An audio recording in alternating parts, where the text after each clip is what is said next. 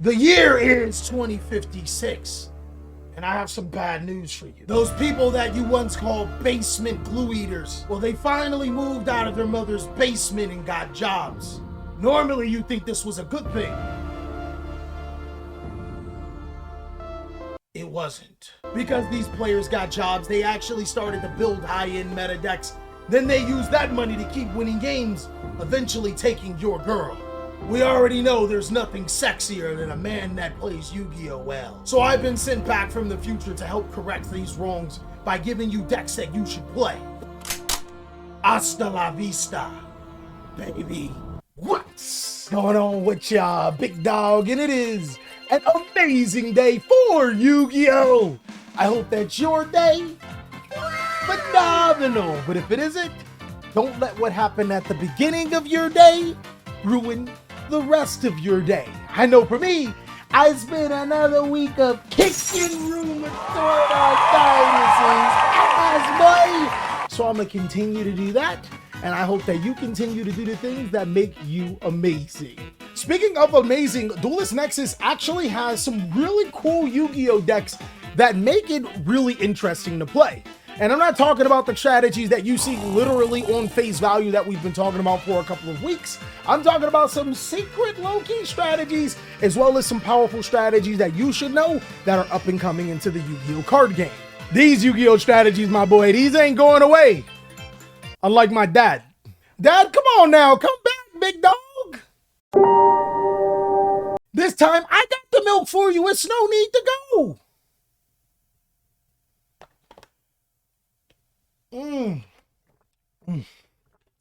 Oat milk. Oh my. I'm out of oat milk. Hey, yo, kids, I'm going to go get some more milk. Now, there are some decks that players may have high expectations for, and I think that we should go over them quickly because when the dust is settled, these just might be the best Yu-Gi-Oh decks in the entire game.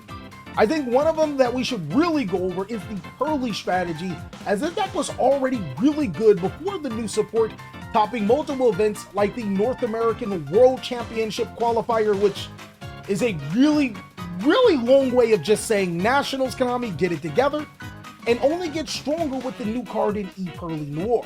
This card is really good for Pearly players because before, they didn't have a way to exceed summon using their Pearly monster effects in Sleepy Memory, but now not only do they have that, this card can also search trap cards from the deck to the side of the field, and that brings me along to their new Pearly trap card in Pearly Shirley.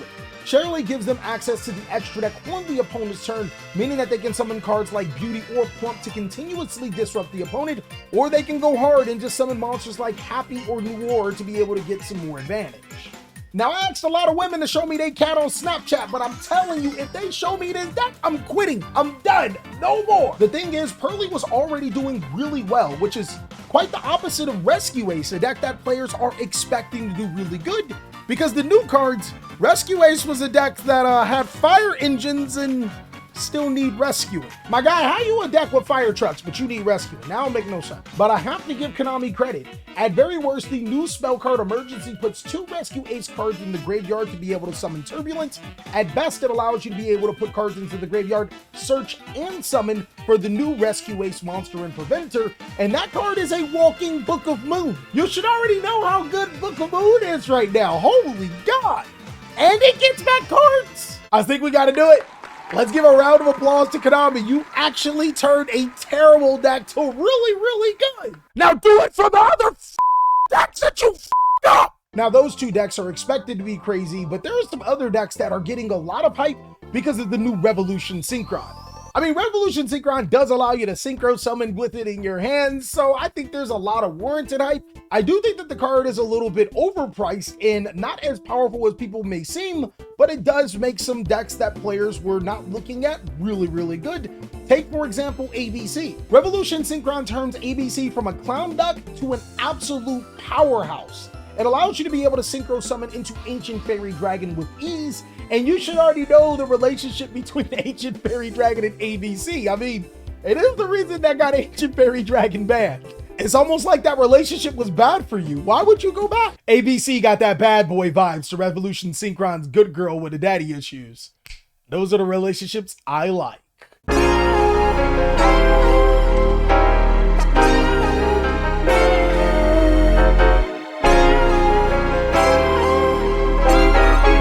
Another cool thing about ABC is that they have another field spell card in Therion Coliseum. Therion King Regulus allows you to set up with disruptions and extend because it attaches ABC Union monsters, and you should already know what to do with those. But if I were to say that's exactly where Revolution Synchron stops, I would be 100% lying. It actually is really, really good for the Synchro strategy, like the actual Synchron strategy. My guy, in 2023, never would I thought that Yusei and the Signers would actually be pretty good. Adventure Synchro has been catching a lot of steam ever since Ringworm the Apple Dragon. That alongside of Bystials, you could fusion summon into monsters like Mirror Jade without using branded fusion, but you can also synchro summon into some of the most powerful synchro monsters into the game. And now with Crimson Dragon, nothing really changes when it comes to making really ridiculous monsters. The deck does go back to its roots using Junk Speeder now, but that's really because so many great targets have came out in the past couple of sets. And now because the Venture before Crimson Dragon and Excel Stardust Synchron, this deck can make some really deadly boards. It's actually a secretly good combo deck. Here's where it gets really, really dark. Okay, so up until now, I've been talking about some strategies that you may know about and some strategies that players have having some hype for. Now we're gonna get to the depths of Duelist Nexus. These strategies, they require some big cook. Maybe we put them on my cooking series. Congratulations, Master Duel players that ported from the TCG. Allow me to tell you a strategy that gets better with the new set. Tier Element. Yeah, it's actually crazy, but Tier Element becomes a lot more viable now than ever before. And allow me to explain to you why. Revolution Synchron has this awesome effect that when it's in the graveyard, it allows you to send the top card from your deck. Oh my god, it can hit more tier cards. You can also combine it with Tuning 2, and now you get to send 2 cards off of your deck to the graveyard. It doesn't seem like much, but when you combine it with the other tier element cards, it really does add up. I'm not even done there. Ancient Fairy Dragon is also just as much as a tier element friend as it is ABC. Being able to cycle through field spell cards like Ravesoft, which allows you to summon your cash tier elements, but also get into your primitive Planet Perlino, which now means you have more copies of those limited tier element cards. The cards that made the deck ridiculously busted. Holy crap, the tier element deck is synchro summoning now. Now, I really wish I could stop there and say that Crystal Wing Synchro Dragon will be the end-all be-all, allowing tier element players to be able to protect their combos, but it does get worse. The new monster in Viscus Amaterasa, the new synchro guard with the big blade. Literally, Visa has some type of immortal crisis and becomes Cloud from Final Fantasy. This card can be synchro summoned as long as you're using a light monster like Ancient Fairy Dragon to search your field spells, and searches occur with Visas in its name. So, how many of those tier element spell and trap cards have Visas in its name? I want you to look that up for me.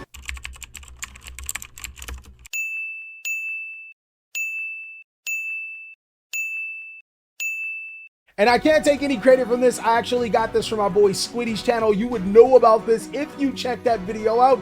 He literally blew my mind with so much tier element knowledge. It was crazy. But yeah, tier element is a lot more powerful now than ever before. And it's kind of crazy how we're going towards the end of 2023 and the deck might be stronger than we've ever seen it. Now, lastly, your boy does have some copium takes. I actually like putting my copium out there, but one of the decks I think is, well, both of these decks I actually think are really, really good.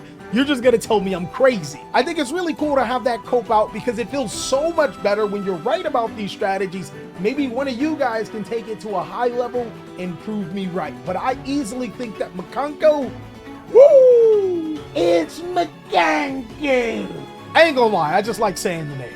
MCconko is another strategy that got support from amazing defenders, and it seems like Duelist Nexus is really giving some solid support to all 3 of them. MCconko is built off of being able to battle your opponent's monsters and inflict damage to them, which doesn't seem really strong, especially seeing that it has 2 other gimmicky mechanics of quote spell cards and rituals, but it's actually pretty decent. The new Erihime manifested MCconko may not seem like much, but being able to equip itself to a monster on your opponent's side of the field and then return it to the end phase, or providing an equipment to one of your MCconko cards and giving its effect is actually pretty good. Then the new MCconko Spirit Walk actually provides some solid form of interruption, allowing you to equip your opponent's monsters to this card while also giving you solid burn. I think you should not be sleeping on that. Essentially, what you want to do with MCconko is forget your normal summon, give your opponent a Kaiju or Lava Golem, and then use your MCconko cards to either bounce them back into your hand to help break your opponent's board, or just equip your MCconko cards with equip cards and ram them because your opponent takes all the damage. It's not the most refined strategy, but it is a winning strategy, and I'll take it. And the last strategy is 100% copium, but I genuinely think Thunder Dragons are a lot better than what players are giving it credit. Thunder Dragons work really similar to how Dragon Link does. The only difference is that the Thunder Dragon deck does not sing. I am not really selling this, am I? It sounds like a worse Dragon Link, but hear me out. What makes the Thunder Dragon deck a little bit different is that it's built to be able to break boards, and it also can supplement light and dark monsters into the graveyard a little bit easier while gaining the effects regardless of who banishes the cards, so it makes the deck a little bit less prone to bit steals. Plus, my guy, who doesn't want to summon Saryuja Skuldred? Come on now, you know you like drawing 4 cards. Don't play with me.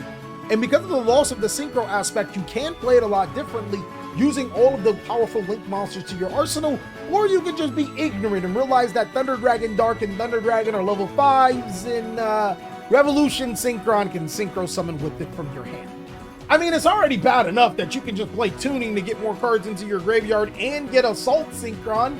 You get the Assault Revolution action, huh? Okay, guys, whatever. I'll see myself out. And that's all that I have for the decks that I think are really, really powerful right now. I want you guys to let me know down below in the comment section what are some other strategies that I missed. And also let me know if you played these strategies and what do you think about it. Of course, big dog, there's always more CaliEffect to go around. There are some amazing videos that you can check out.